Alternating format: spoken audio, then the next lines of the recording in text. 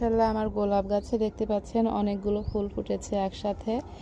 তো আমি কিছুদিন আগে এই ডালগুলো ছাঁটাই করে দিয়েছিলাম। এই যে দেখুন, এই দিক থেকে ছাঁটাই করে দিয়েছিলাম, আর ছাঁটাই করার পরে কিন্তু এই ডালগুলো নতুন বেরিয়েছে।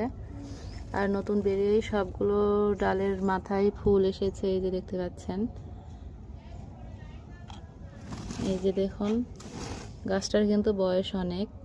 এখানে আরও অনেক ডালপালা ছিল, তো আমি সব ছাঁটাই করে ফেলে দিয়েছি।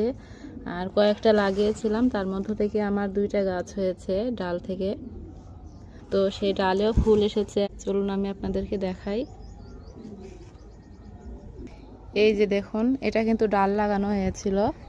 এর চারিপাশ থেকে আমি ডালগুলো লাগিয়ে দিয়েছিলাম। তো সবগুলো কিন্তু হয়নি, একটাই হয়েছে। যেটার বয়স বেশি সেই ডাল থেকেই সেই ডালটাই বেঁচে গেছে। এই যে দেখুন কত সুন্দর ফুল ফুটেছে। এরকম একটা গাছ কিন্তু, এই ফুল যদি কিনতে যাওয়া হয় নার্সারি থেকে, তাহলে কিন্তু মানে আমরা তো গ্রামের দিকে থাকি, গ্রামের দিকে 300-400 টাকা নেবে, আর শহরের দিকে কিন্তু এই ফুল গাছের অনেক দাম।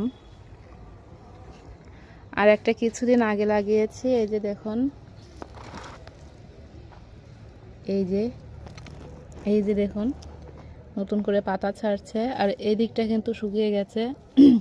আর গাছের গোড়াটা এই যে দেখুন জীবিত আছে, আর এখান থেকে এই যে নতুন করে ডাল ছাড়ছে।